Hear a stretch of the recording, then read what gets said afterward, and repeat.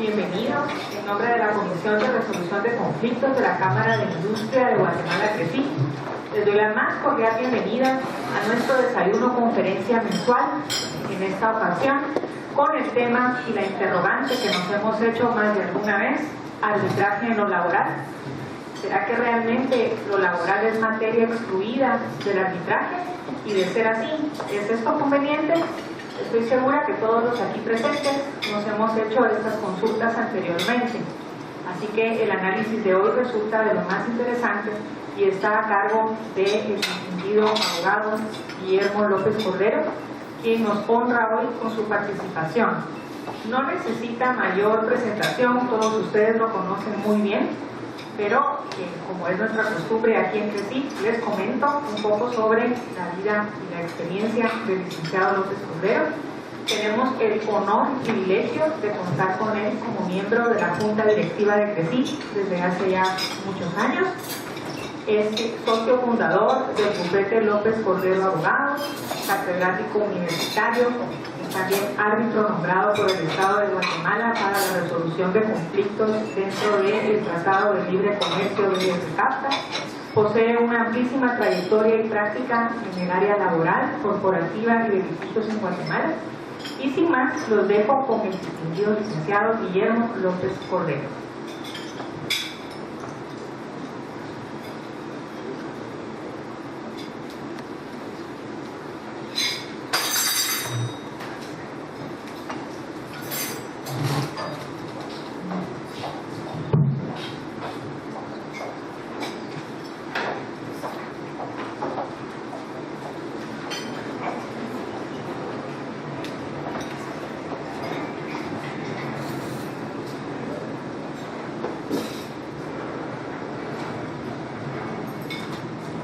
Queridos colegas, muy buenos días.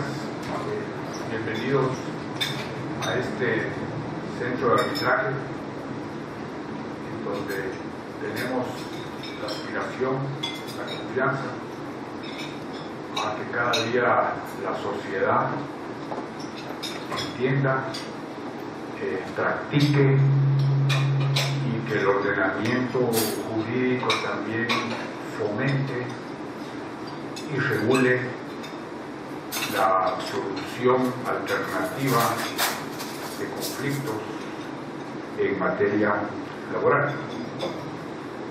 Y no solo principalmente, no como una alternativa necesariamente al procedimiento judicial, sino que tener la visión de una alternativa a la solución de fuerza, una alternativa que signifique la solución pacífica de los conflictos.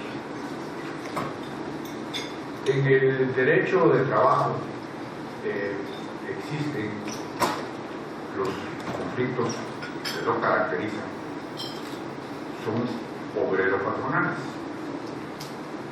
Y entre los conflictos obrero-patronales tenemos los conflictos jurídicos o de derecho y los conflictos económicos o de intereses. El conflicto jurídico o de derecho, como cualquier otro conflicto en cualquier rama,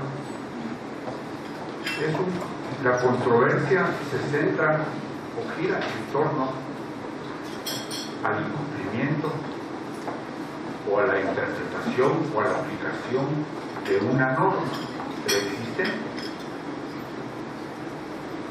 y por ende la solución del conflicto, la autoridad que tiene que dirimirlo, consiste en aplicar la norma a la situación concreta o interpretarla para decidir a quién corresponde de las partes en conflicto el derecho de conformidad con esa norma. En el conflicto colectivo económico sucede una cuestión completamente diferente. Aquí no hay norma preexistente, sino que aquí lo que hay es una divergencia una contradicción de intereses, de los intereses de los trabajadores y los intereses de los empleadores. Y por ende, la solución al conflicto es que ellos encuentren alguna forma de equilibrar esos intereses. Y si efectivamente lo acuerdan, ese acuerdo lo materializan en una norma, o sea, crean normas. El conflicto colectivo, la negociación colectiva, es lo que da vida a las normas. Crea una norma, ya sea que por primera vez sea una negociación, existe una negociación, o que ya hayan negociaciones anteriores, convenios anteriores, y por ende consiste en crear normas absolutamente nuevas, o modificar normas existentes, o suspender normas, o suprimir normas. Pero lo que están haciendo es que están creando el contenido de una norma, ya sea modificando la anterior, enriqueciéndola, suprimiéndola, suspendiéndola. Entonces subyace a los conflictos colectivos la negociación colectiva. En ella se cifran y están en juego las aspiraciones de los trabajadores para mejorar sus ingresos y sus niveles y sus condiciones de trabajo y de vida. Y para eso, para ello, tienen la negociación colectiva, el derecho a negociación colectiva, que les está reconocido por los ordenamientos jurídicos y por un convenio internacional básico de aplicación universal, que es el convenio 98 de la OIT. Entonces, al lanzarse en esta actividad de negociación colectiva, los trabajadores, obviamente, y es la única manera que pueden ejercer este derecho de negociación colectiva, tienen que organizarse colectivamente, tienen que ser una colectividad. La colectividad ideal, esperada para el efecto, es el sindicato. Aunque nosotros sabemos que también hay otras formas de organizarse y por las cuales pueden negociar colectivamente, como pueden ser las coaliciones o los representantes directos de los trabajadores, y en otras latitudes pues también se les da el derecho a las federaciones, a las confederaciones, pero nuestro medio es básicamente, primariamente, idealmente el sindicato, y puede ejercitarlo también la coalición. Pero en esta búsqueda de crear normas, los sindicatos, los trabajadores, logran nivelarse con la parte patronal. O sea, pues, aquella premisa básica del derecho individual, de la desigualdad, de la debilidad, de la inferioridad, desaparece en el derecho colectivo, porque ellos se organizan, nivelan fuerzas con la parte empleadora y son dos potencias negociables. Ya no es un fuerte frente a un débil, son dos potencias con una gran capacidad. Y por él, estando así, surge la creación del derecho colectivo, que es darles autonomía colectiva. A las partes sociales se les da autonomía colectiva, que no es más que la propia facultad, el propio derecho de las partes sociales de crear sus propias normas, de crear su propio derecho que regule sus relaciones. es pues darles la potestad normativa, la facultad y la función de autorregulación normativa. Pero aquí ya va dotado a los trabajadores de una autonomía colectiva, y una autonomía colectiva sumamente fuerte, porque en primer lugar tiene una de las tres patas o tres columnas de la estructura de un trípode que sostiene todo el derecho colectivo de trabajo, que es en primer lugar la organización colectiva y la fuerza que ello le da.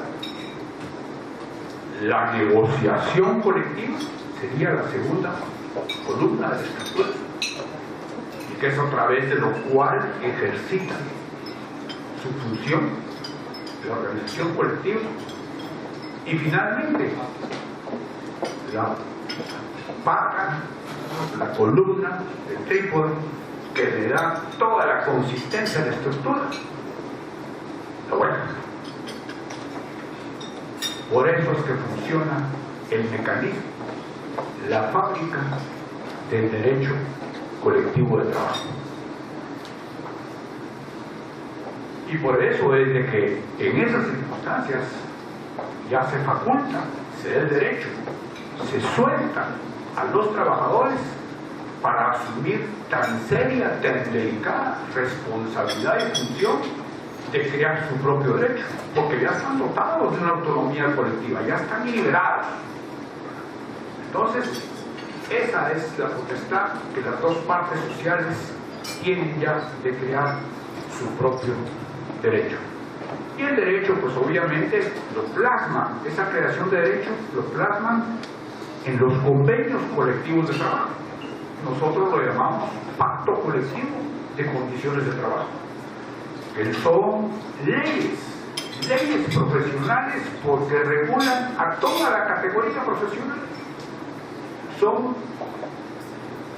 normas erga omnes que se le aplica a todo el ámbito o nivel de la negociación, sea que el ámbito de la negociación se centre en un centro de trabajo, en una empresa, en varias empresas, en toda una rama industrial, o una rama de actividad económica, o en un gremio, en una profesión y en una región o un territorio determinado. Pero esas reglas, esas normas laborales van a regir para todo el ámbito. Buenas leyes. Entonces, estoy caracterizando este tipo de conflicto y qué es lo que está en juego y cuál es su resultado, porque así tiene que ser la solución. Esa es la solución. Si lo que se está creando es norma, es derecho, y no se logra, quien lo soluciona no va a aplicar derecho, no va a aplicar norma. Quien lo soluciona va a crear derecho. O sea, que el tercero que nos dirige un conflicto también va a crear norma. También su decisión va a tener un efecto normativo. O sea, es la continuación de aquella autonomía colectiva de las partes y de su potestad normativa, en que ellos no pudieron encontrar la solución. Entonces, pues los conflictos colectivos surgen,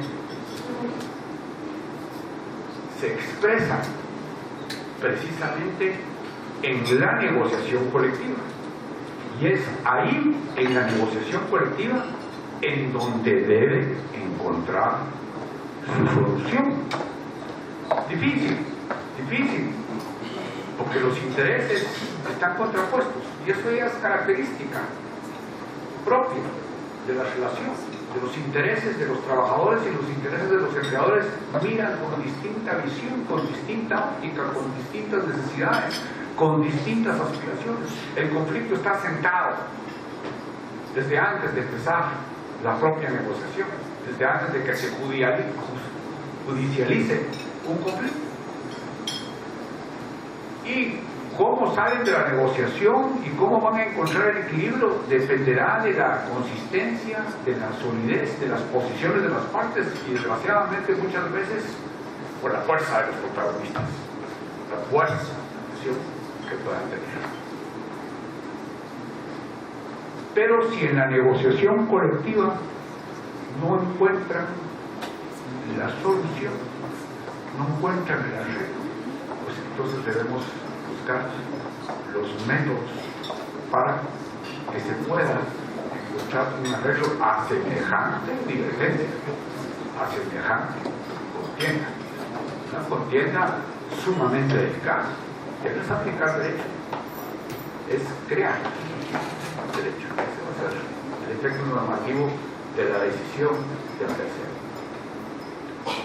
Estas soluciones podemos encontrar la autocomposición y la heterocomposición.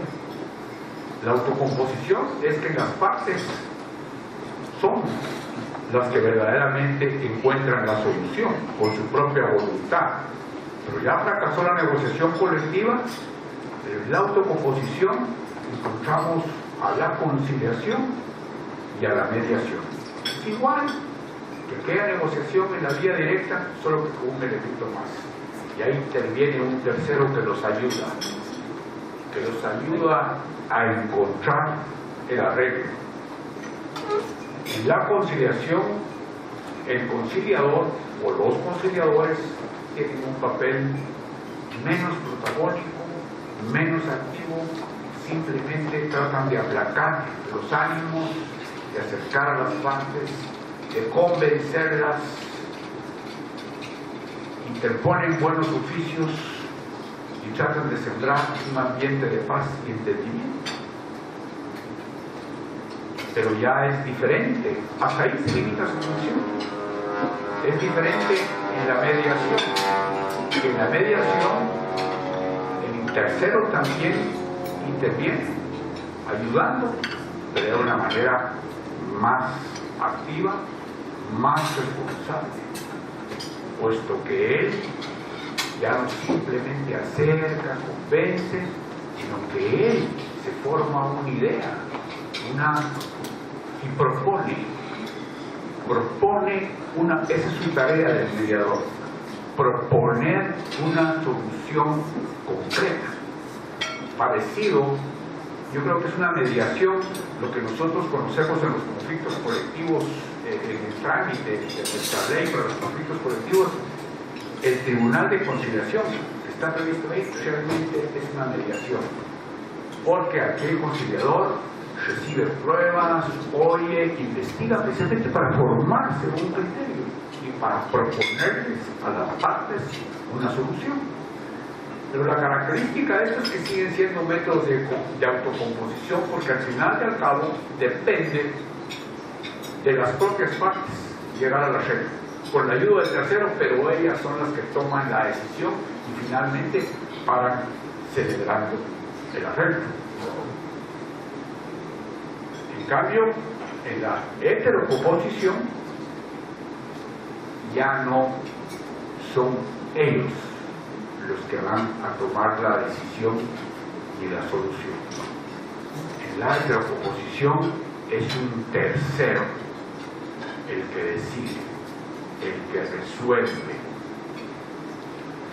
que puede ser un tercero por un proceso judicial o puede ser un tercero por un proceso voluntario. Aquí las partes sí pues ya no son dueñas de la decisión, sino que la solución definitiva la da el tercero y será vinculante y decisoria para las partes. Dentro de las posibilidades que tiene la heterocomposición, allí es donde encontramos el arbitraje. Yo en realidad todo lo que lees del principio pero se entenderá de por dónde voy.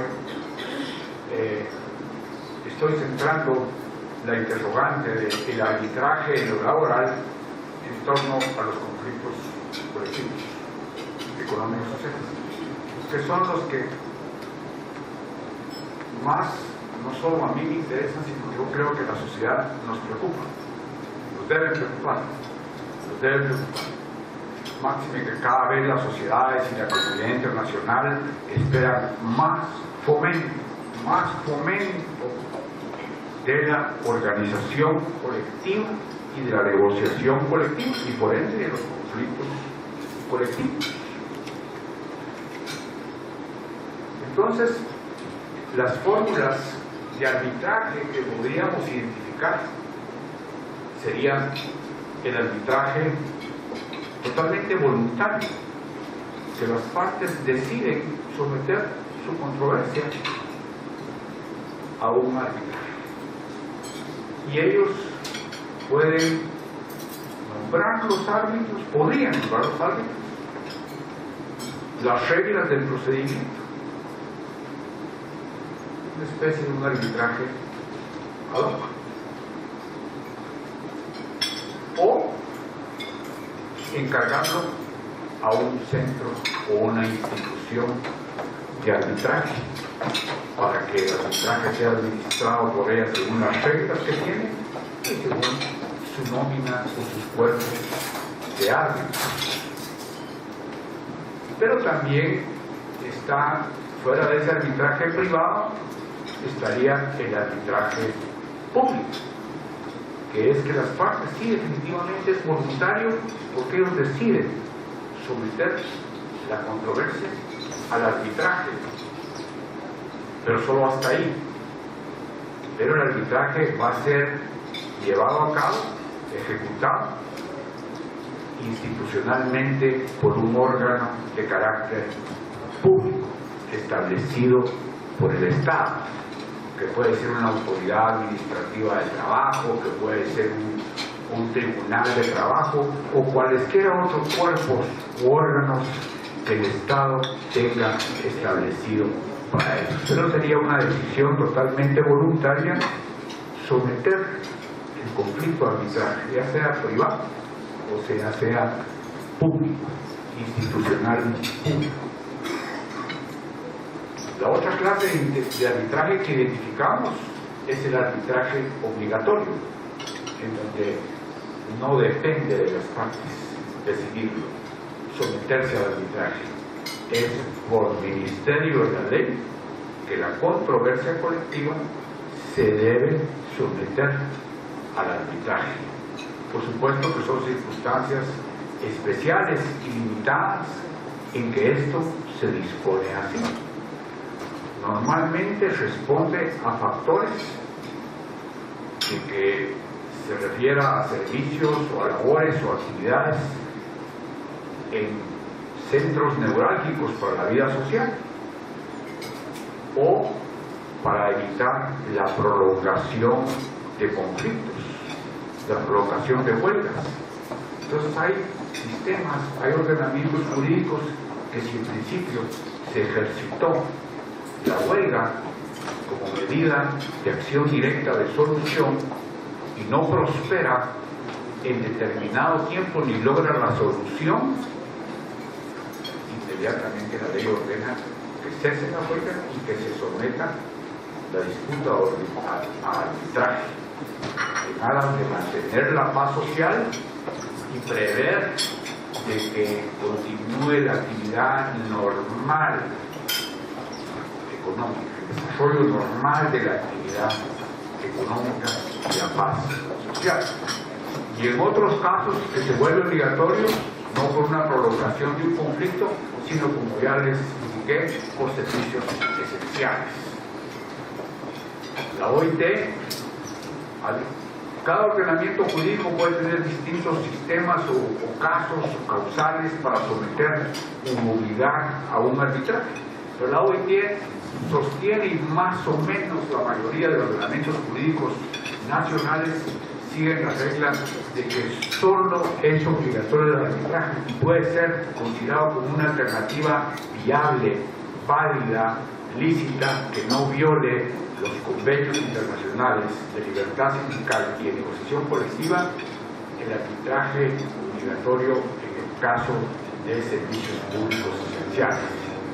Y la OIT dice que servicios públicos esenciales solo pueden ser considerados aquellos que se refieren a actividades en que la suspensión de las mismas implique riesgos o daños en la vida, en la salud y en la seguridad de las personas. Y que fuera de ello, cualquier arbitraje obligatorio que no sea en servicios públicos esenciales es violatorio a la libertad sindical y a la negociación colectiva. Nosotros, básicamente, ese es el criterio que sigue nuestro país, que el arbitraje se vuelve obligatorio en esos casos. No contempla el caso de un arbitraje obligatorio por una prolongación indefinida de una huelga. No lo impone obligatoriamente, pero sí tenemos claramente una medida similar con el mismo propósito, que a partir de estallar la huelga, para que la misma no se prolongue indefinidamente, cualquiera de las partes le puede pedir al juez del conflicto que se pronuncie sobre el fondo del mismo, calificando si la huelga es justa o injusta. Eso equivale a decir, no se puede prolongar demasiado la huelga, no podemos dejar a las partes que se sigan despedazando indefinidamente. Propongamos, permitamos que cualquiera de ellas inmediatamente, a partir del día en que está en la huelga, ya tenga el derecho de ir a pedir el pronunciamiento judicial, que se pronuncie sobre el fondo del conflicto. Y ese pronunciamiento judicial que va a dictar el juez, y posiblemente va a ser revisado por una sala de apelaciones, ese fallo de justicia o injusticia de huelga va a ser sustituto de acuerdo de negociación colectiva que no se pudo celebrar. Y por ende, ese fallo del juez también va a ser de contenido, de valor y de efectos normativos. Pero el tercer caso de arbitraje que tenemos es lo que la doctrina auténticamente llama el arbitraje potestativo, que no necesariamente es un arbitraje voluntario. Es algo que sigue en nuestro país. No usan sus palabras y el sistema exactamente definido, pero sucede que los trabajadores, si no logran la solución, el arreglo en la vía directa, en la negociación colectiva, y si no lo logran por la autocomposición o la mediación llevada a cabo ante el Tribunal de Conciliación, ellos pueden optar por irse a la huelga. Es su derecho normal, natural, irse a la huelga. O someter la diferencia al arbitraje, es decisión de ellos. El patrono no se puede resistir, él solo está entre dos alternativas: ante la solución de fuerza de la huelga que pueda decidir los trabajadores, o ante la decisión de someter la disputa a arbitraje. Es una decisión que solo corresponde a los trabajadores. Ellos dos, los trabajadores son los que van a decidir. No tiene que nacer necesariamente un acuerdo bilateral, voluntario, sino que ellos toman la decisión. Entonces, con estas tres figuras de arbitraje, para tratar de responder la interrogante arbitraje en lo laboral, que ya decimos los centros en materia colectiva, en materia de conflicto colectivo, económico, social o conflicto colectivo de intereses. Yo pienso en primer lugar que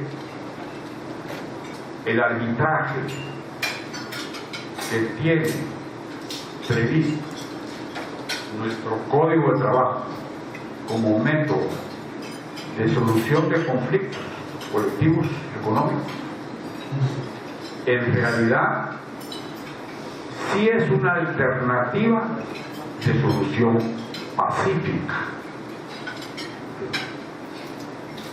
en vez de la solución de fuerza, de daño, de presión que se ejercita por medio de la huelga. Porque la huelga en realidad es una medida, es una acción, es muy sui generis del derecho del trabajo.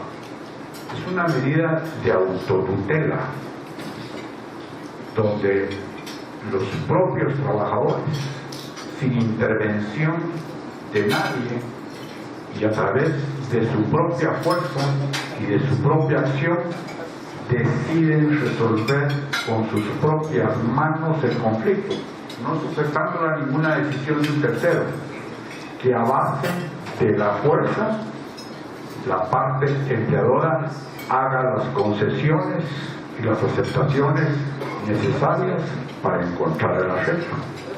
Entonces, nuestro arbitraje previsto en el Código de Trabajo sí, efectivamente, es una solución pacífica, es una alternativa a la medida de fuerza, pero ese arbitraje previsto en la ley guatemalteca para los casos laborales realmente creo que no es un arbitraje, no cumple la función que nosotros conocemos, pretendemos y aspiramos de un arbitraje.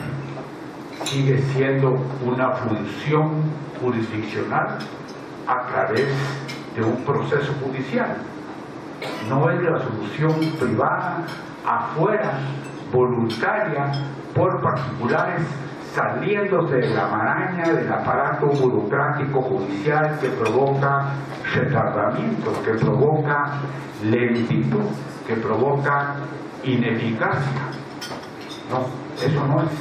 Siempre el arbitraje es una fase llevada y conducida por el propio juez, que integra el Tribunal de Conciliación, que en un momento dado se hace acompañar o tiene que hacerse acompañar de un delegado del sector sindical y un delegado del sector empleadores, pero que al final de cabo él sigue teniendo la decisión, porque si no se ponen de acuerdo los otros dos, él es el que tiene el voto decisorio. Es una pura decisión judicial. Y posiblemente también me atrevería yo a afirmar que no sigue siendo la solución que buscamos de un tercero verdaderamente neutral e imparcial, porque al fin y al cabo son funcionarios públicos los que ejercen esta función. Porque incluso el fallo, el laudo, la sentencia del Tribunal de Arbitraje ni siquiera decide el asunto, es apelable. Y quien lo va a decidir finalmente es un tribunal, una sala, integrada por 3 magistrados, por 3 abogados. Entonces, y tanto el juez que intervino en el Tribunal de Arbitraje de primera instancia, como los magistrados son funcionarios públicos.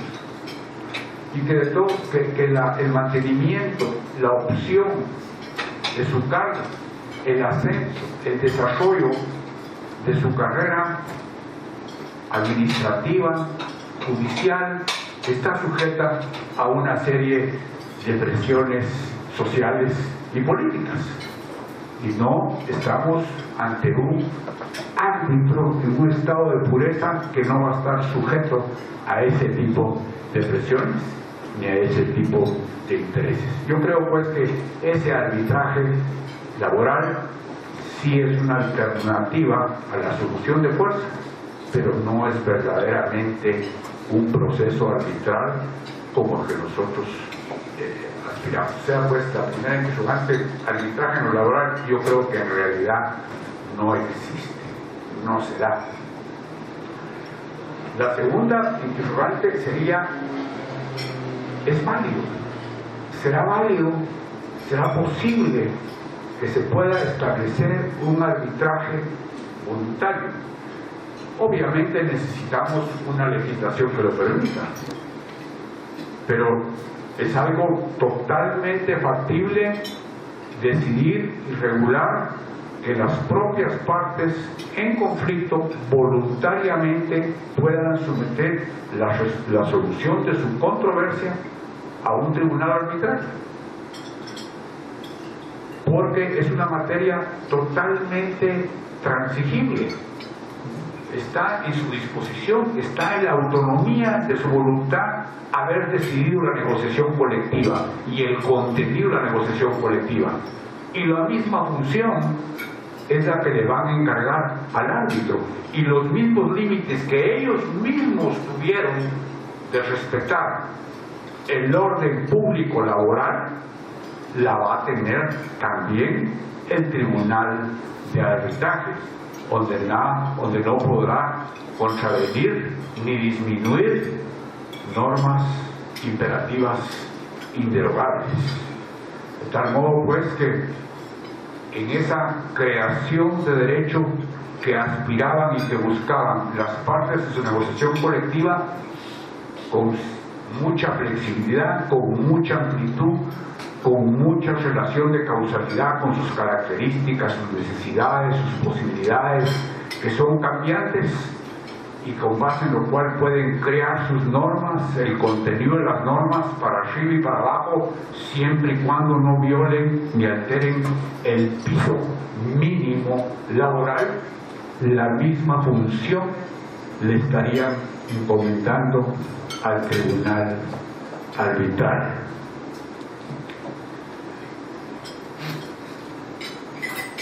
Pero para ello sería necesario entonces que se pudiera encomendar estos arbitrajes a árbitros completamente privados, particulares, por medio de centros de arbitraje que tengan establecidos procedimientos para ellos y que tengan nóminas de árbitros especializados en la materia. Es increíble cuán aterrador y cuán desconsolador es llegar con una negociación colectiva fallida, que solo las partes entienden perfectamente, llegar ante un juez de trabajo o llegar ante un tribunal de conciliación que no entiende ni jota del problema. Solo ellos entienden los problemas agrícolas de una producción bananera, de un ingenio, los problemas de gente de mar, los problemas de estibadores de un muelle, los problemas de trabajadores bancarios, los problemas de trabajadores de bebidas de refrescos. Solo ellos, solo las partes. Y árbitros verdaderamente conocedores de cada rama serían los capaces de entender eso, porque no están aplicando derechos. Tienen que conocer las circunstancias para crear derecho. Tienen que entender. Uno verdaderamente se siente desconsolado, indefenso, impotente de saber que en sus manos de ese juez o de ese tribunal de conciliación o de ese tribunal de arbitraje va a estar la decisión de cuál es el equilibrio correcto de los intereses contrapuestos de las partes. Ellos son los menos calificados para hacerlo, los menos idóneos para hacerlo. Eso obviamente sería una responsabilidad del centro de arbitraje, tener árbitros con esas capacidades, con esas especialidades. Y si las partes no se deciden por un arbitraje institucional, sino que por un arbitraje ad hoc, donde ellos nombran a los árbitros, entonces efectivamente ellos van a escoger árbitros conocedores que entiendan su problema y que puedan dar una solución correcta a la controversia, ¿verdad? Y por último, Obviamente, al nosotros estar proponiendo que el ordenamiento jurídico debe fomentar y regular la figura del arbitraje para solucionar estos graves y delicados conflictos colectivos económicos sociales, que no solo afectan a las partes, afectan a una colectividad, afectan a la comunidad, afectan a otras empresas que ni siquiera están en el conflicto, alteran la paz social y verdaderamente impiden el desarrollo normal de la actividad económica. Entonces, al proponer que haya ordenamiento jurídico que sería perfectamente lícito, que sería perfectamente viable, que no contradice ninguna norma constitucional ni derecho laboral, no estamos proponiendo, como se habrán propuesto y existe en otros estados, que se suprima el derecho de huelga, porque ese es un derecho fundamental que está reconocido internacionalmente y que está reconocido constitucionalmente, y es la tercera parte, la tercera pata vital del trípode del derecho colectivo. Sin esa tercera columna no existiría negociación colectiva. Sabiendo que las negociaciones colectivas fructifican, llegan a una culminación satisfactoria, porque siempre anda por ahí rondando el fantasma de la huelga, y por eso es que se logran acuerdos. Pero lo que sí queremos decir es de que se quiere fomentar la solución pacífica de los conflictos, sujeto a la voluntad de las partes, por supuesto, sin de ninguna manera proponer que se elimine o que sustituya al derecho de huelga. Los propios trabajadores organizados, los propios sindicatos buscarían y optarían por una solución pacífica, porque ellos también salen dañados o pueden resultar muy dañados en una huelga. Ellos optarían por una solución pacífica si efectivamente cuentan con centros de arbitraje, que el arbitraje sea una medida fácilmente disponible, accesible, viable y eficaz, con centros de arbitraje que tengan árbitros especializados en cada materia y que obviamente tengan credibilidad, no solo en cuanto a conocimiento y idoneidad de la materia, sino credibilidad de imparcialidad. En fin, que sean centros de arbitraje o árbitros potables para las partes. Así realmente vamos a estimular y se propagaría y se volvería fácilmente accesible y practicable y generalizable la solución de estos conflictos por la vía pacífica. Por ejemplo, la misma OIT, cuando dice que en determinados casos sí puede impedirse el derecho de huelga, que ya dijimos son uno de los casos de sectores neurálgicos de servicios esenciales, dice, en esos casos extraordinarios en que se desposee de su derecho natural de huelga, los trabajadores deben contar con medidas compensatorias. ¿Y cuáles son las medidas compensatorias? Buenos, eficaces y ágiles tribunales de arbitraje, que sean fácilmente accesibles para ellos para solucionar su contienda y sus aspiraciones, ya que están vedados e impedidos el derecho a huelga, que tengan buenos tribunales de arbitraje. Pues esas medidas compensatorias debieran existir generalizadamente, no solo para conflictos en servicios esenciales, sino que las partes naturalmente sepan que pueden ir a un arbitraje no público, no burocrático, no parcializado eficiente, especializado, rápido, verdaderamente neutral, y que esos árbitros a quienes se les va a encomendar la solución efectivamente den la solución definitiva. Eso significa la solución del conflicto, no ese remedio de arbitraje que tenemos nosotros, que obviamente es un fallo judicial en un proceso judicial y que finalmente lo va decidiendo un tribunal de derecho, que es la sala de apelaciones.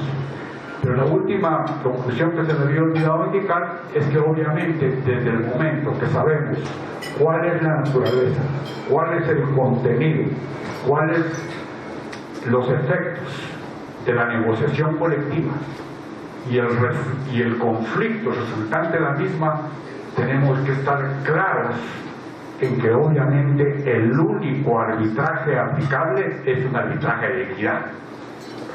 Es un arbitraje de equidad porque los árbitros no van a aplicar derechos, van a crear normas, sus laudos van a ser normativos, al igual que los convenios o los pactos colectivos van a ser fuente autónoma de derecho objetivo.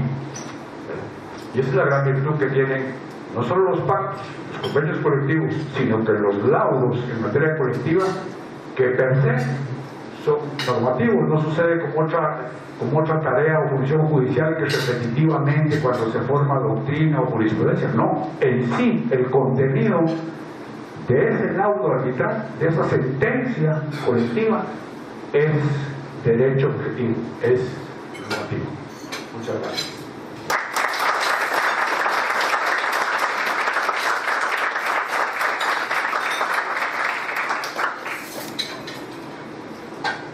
Seguidamente estoy a disposición de ustedes para cualquier duda, cualquier pregunta que pueda haber en torno a estos temas. Buenos días. Mi pregunta es en lo individual. O sea, aplicamos el derecho laboral colectivo, pero el derecho laboral individual, ¿esto permitido un arbitraje? Yo creo que actualmente no está permitido un arbitraje, no está regulado. No se puede aplicar según la ley de arbitraje, porque la ley de arbitraje no es que lo prohíba. Ella simplemente diciendo, esta ley no es aplicable para conflictos laborales. Yo creo que tendríamos que tener una legislación específica que lo permita, no solo en conflictos individuales, sino que en conflictos colectivos económicos. Encargarlo a alguien que fungiera como árbitro y que él pudiera decidir el conflicto con una decisión vinculante y ejecutable no es posible actualmente, y solo quedaría convalidada si lo aceptan las partes, ¿verdad? Pero volveríamos a caer ya no en un caso de heterocomposición, sino que en un caso de autocomposición. Y tengo varias preguntas. ¿Quién paga los gastos que resultan del arbitraje? Un arbitraje de derecho colectivo. ¿Quién los pagaría? Yo creería que las partes. Las partes tendrían que hacerlo, o se podrían ir pensando en sistemas que previeran cómo sufragar esos gastos para que pudiera ser más accesible y más viable, y relevar o aliviar un poco la carga de las partes, específicamente, posiblemente a la parte obrera, a la parte trabajadora, para que ellas sintieran más facilidad de acceso al arbitraje, pero sería una gran contribución porque abonaría en favor de la solución pacífica de los conflictos.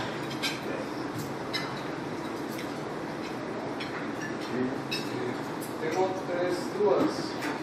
La primera sería, ¿cuál es la posición de la OIT en relación al arbitraje que usted propone?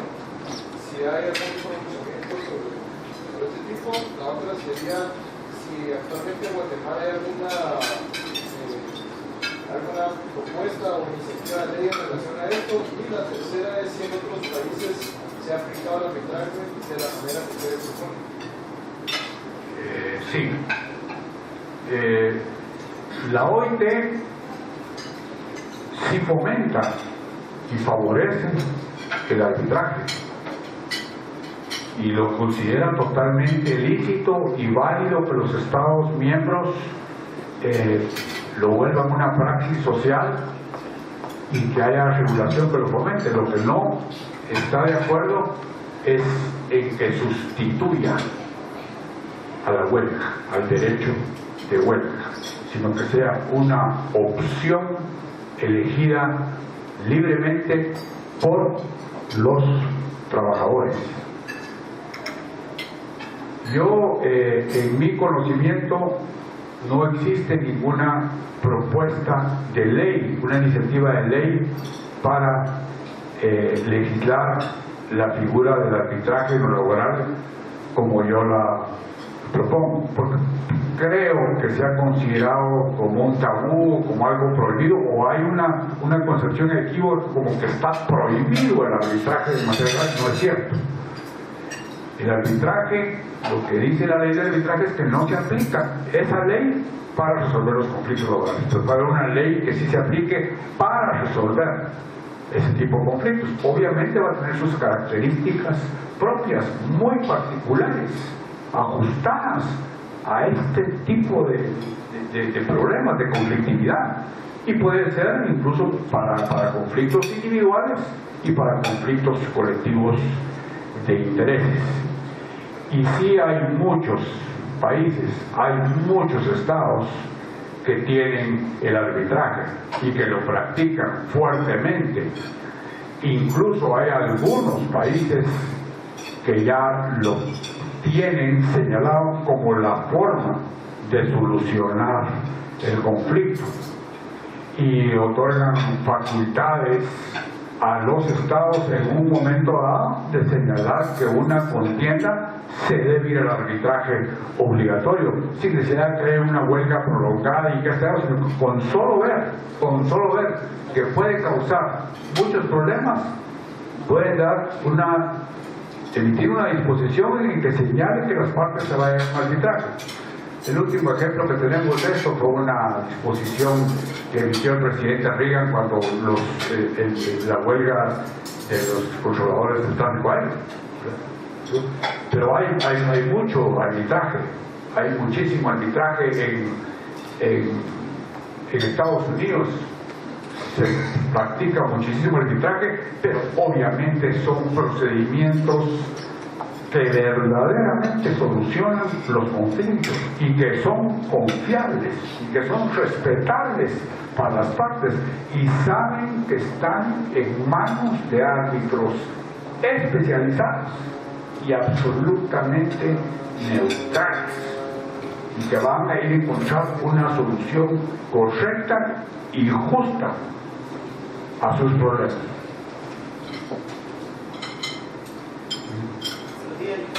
Dos preguntas concretas. En primer lugar, desde su perspectiva, ¿será correcto que en la sentencia arbitral se imponga un pacto colectivo como tal?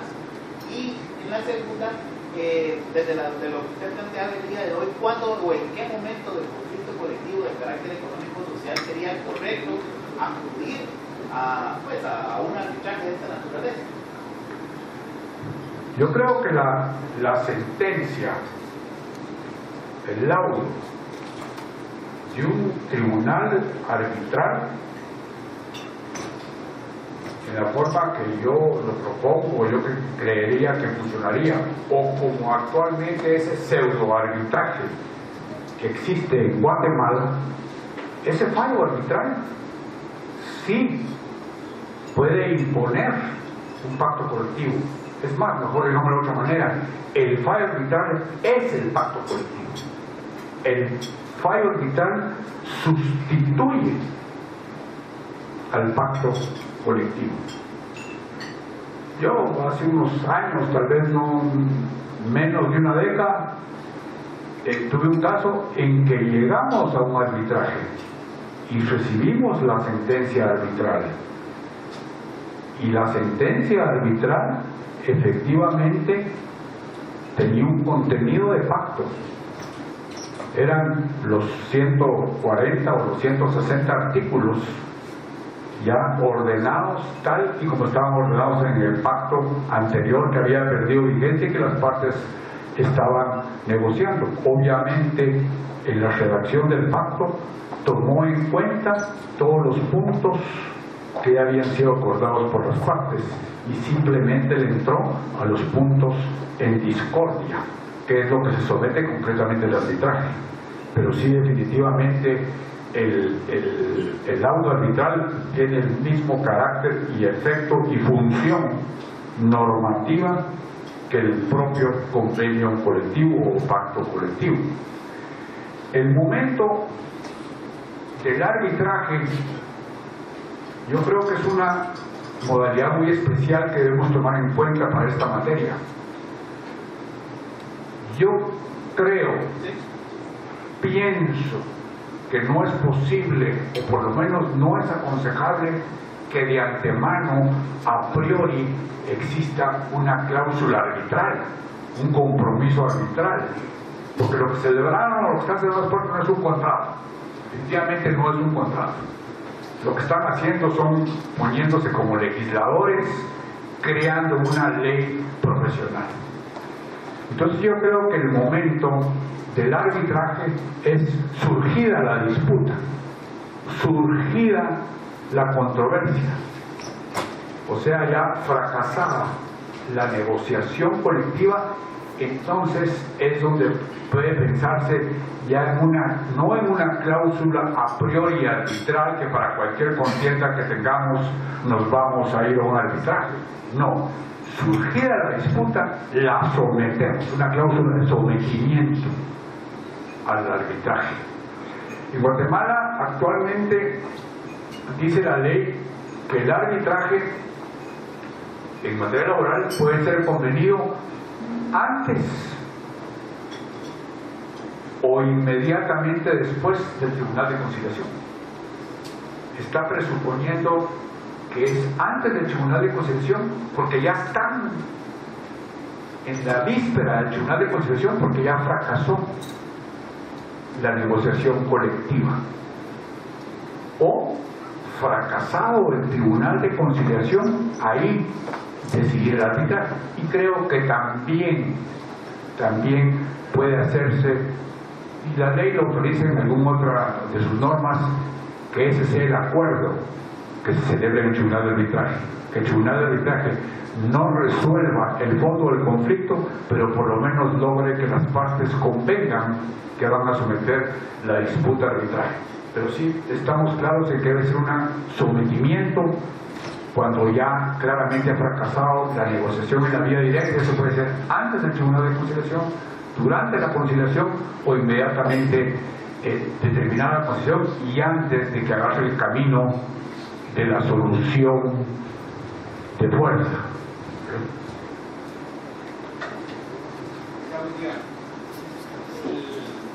Las ligas deportivas, por ejemplo en fútbol en Europa, básquetbol, fútbol americano en Estados Unidos, tienen procedimientos de arbitraje incluso en casos individuales, tribunales arbitrales del deporte, por ejemplo en Europa.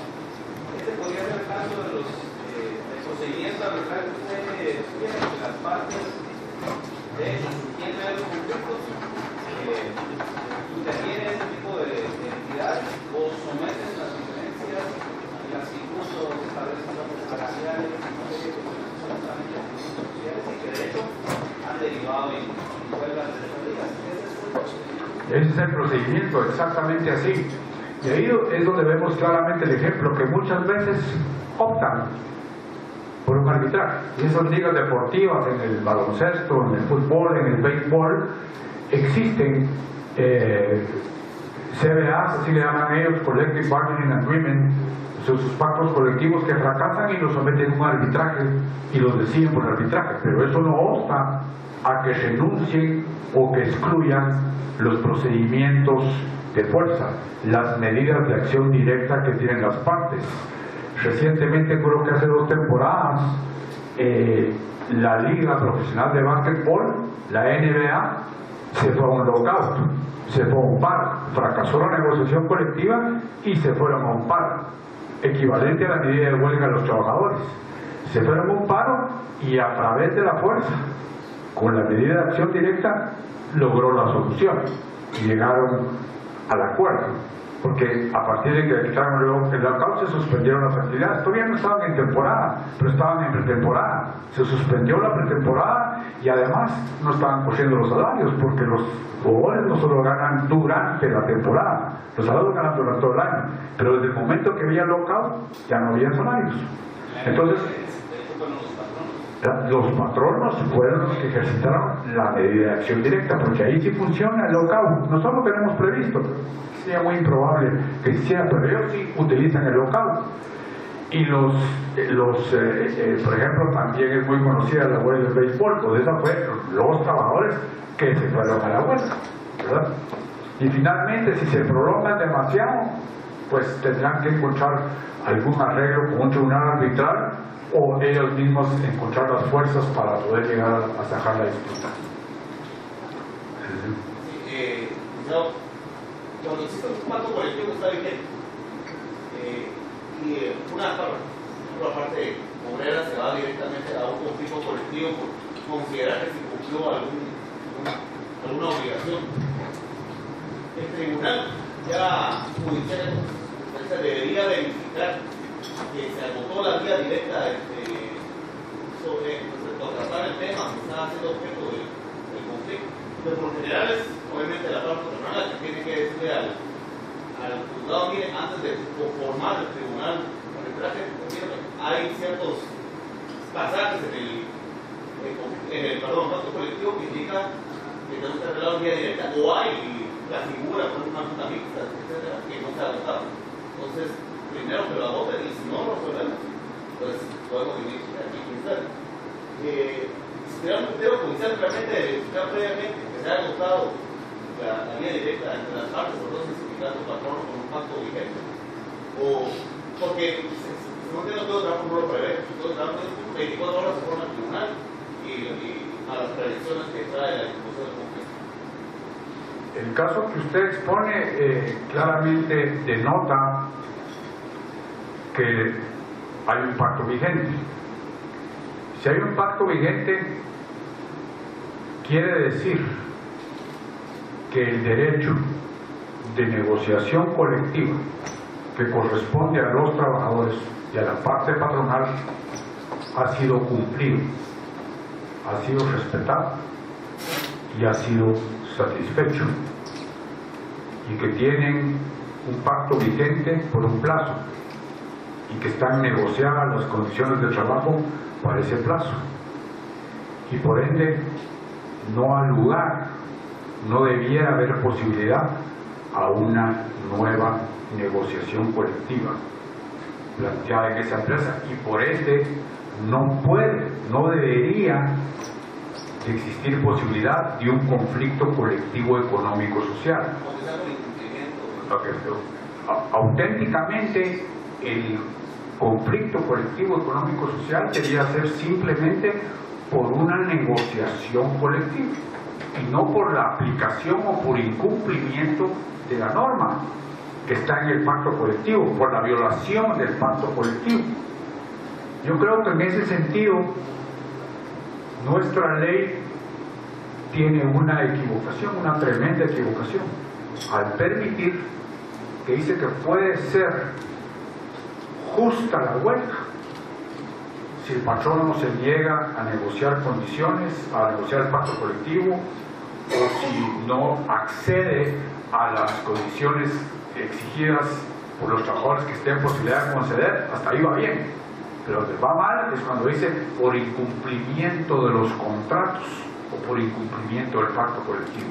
Ese obviamente es un conflicto netamente jurídico, estrictamente jurídico, que debería ser resuelto por un juez de derecho, sin atravesar por procedimientos de conciliación, ni poderse llegar a huelga, ni poder agarrar el derrotero del arbitraje.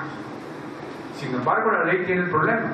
Yo cuando lo he planteado ante un sindicato que me denota, que me denuncia una violación del pacto colectivo, y he planteado mi defensa, que usted ya sabe cómo se acostumbra, de que es una cuestión previa de derecho, plantear la ley incidental, y uno de amigos tengo pacto vigente, no puede ser eso, y lo que están planteando es un conflicto netamente jurídico y váyanse a la vía ordinaria, a un juicio ordinario.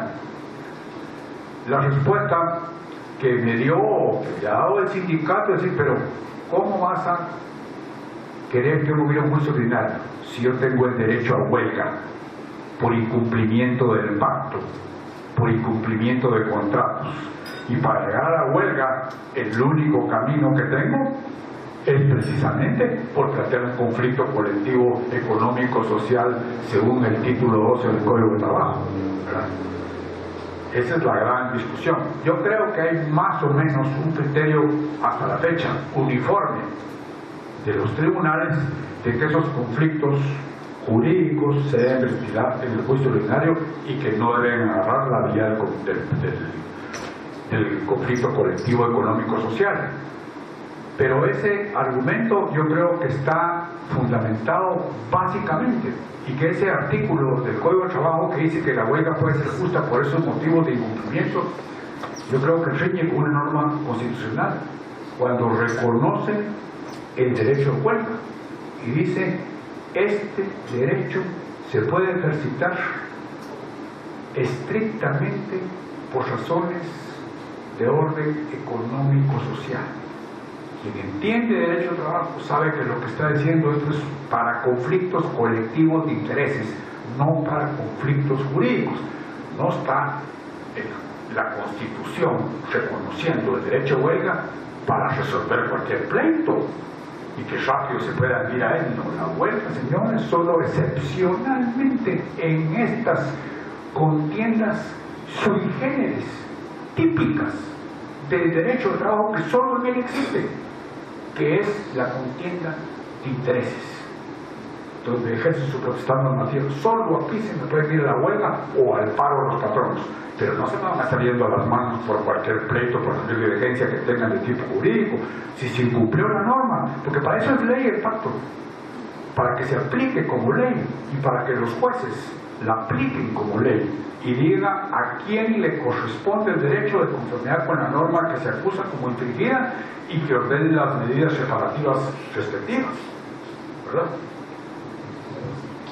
Sí, con otras preguntas, me gustaría saber qué pasa con la figura del emplazamiento.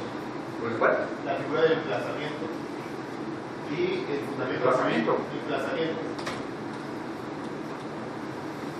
entiendo que se está refiriendo al emplazamiento como la promoción de un conflicto colectivo de carácter económico-social, es un emplazamiento colectivo.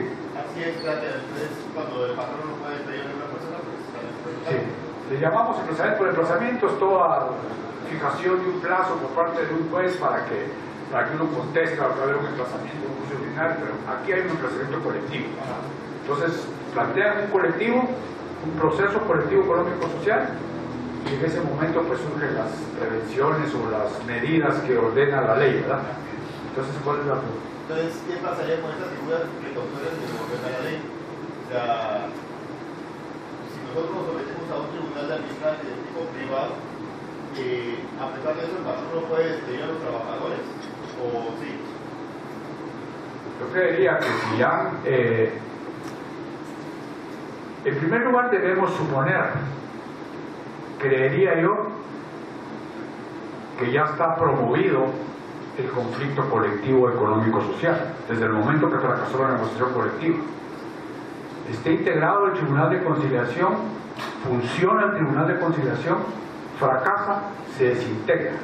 Para mí, ahí es cuando está la opción de sometimiento al arbitraje. Antes de que funcione el Tribunal de Conciliación, durante la conciliación o terminada la conciliación.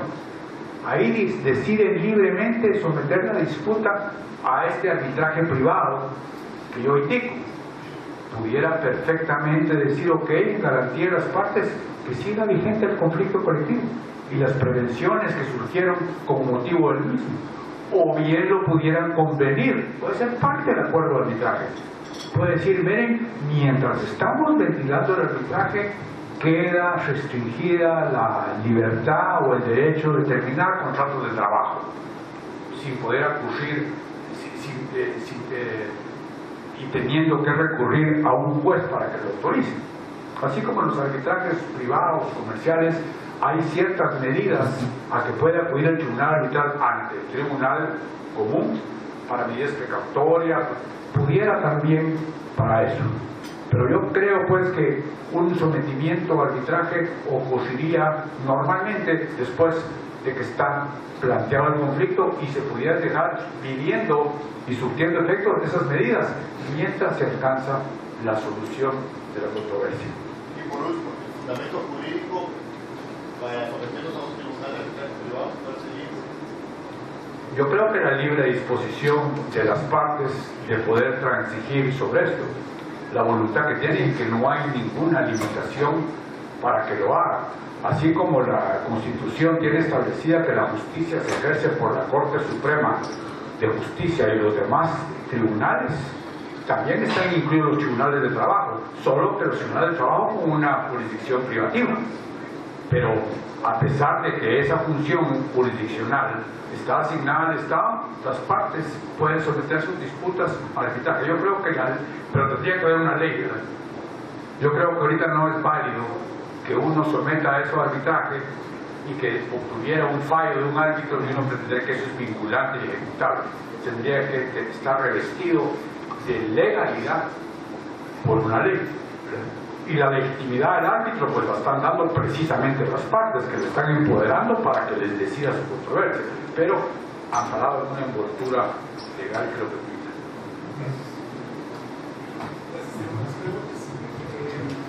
Al inicio se hablaba acerca de que la OIT tiene como excepciones, digamos, para el tema de la huelga, los servicios públicos esenciales.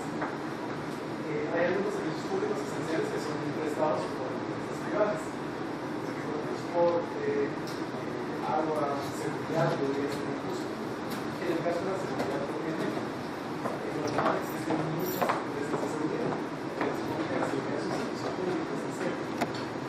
Se podría tomar entonces que para el caso específico de los trabajadores de esa seguridad no aplica el derecho a huelga por ser de seguridad de servicio público esencial.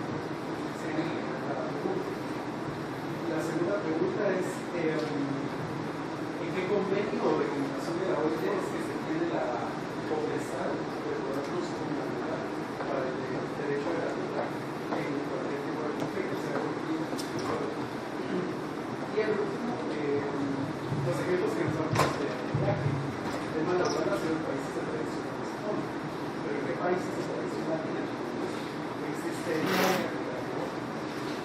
Bueno, respondiendo al revés, solo por la última, en Sudamérica hay muchos países, por ejemplo, en Colombia aplican el arbitraje laboral, en Argentina también puede haber arbitraje laboral sobre contiendas colectivas y sobre contiendas individuales. De tal modo pues que no es una figura extraña, es totalmente factible. Yo creo que los servicios públicos esenciales, si efectivamente consideramos que la seguridad, pero yo creo que tiene que ser la seguridad pública, ¿no? No la seguridad de una huelga en una empresa de seguridad.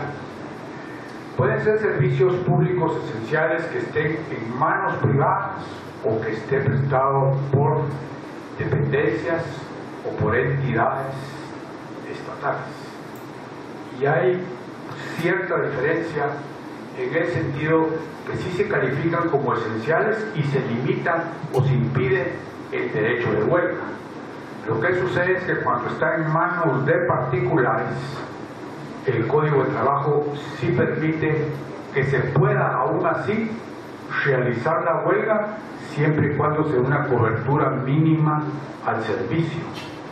Esa posibilidad creo que está cerrada completamente si se trata de trabajadores estatales, de que no puede, ni ahí no se prevé la figura del servicio mínimo en algún porcentaje convenido por las partes o fijadas por el juez. Esa posibilidad solo existe cuando está en manos privadas.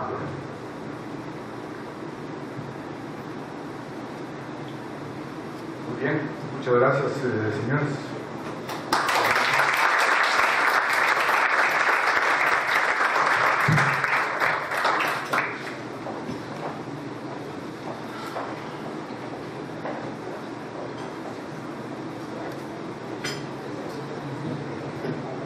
Muchísimas gracias, licenciado López Cordero, por la magistral presentación del día de hoy. Creo que nos ha aclarado mucho las ideas en torno a este tema y no me queda más que invitarlos a todos ustedes a que sigan participando de nuestras conferencias y de nuestras actividades en CRECIF. Este desayuno se realiza una vez al mes, en la última semana del mes, y quienes no reciben nuestra publicidad y nuestra información también pueden acceder a nuestra página web www.crecif.com.gt. Muchas gracias y buen día a todos.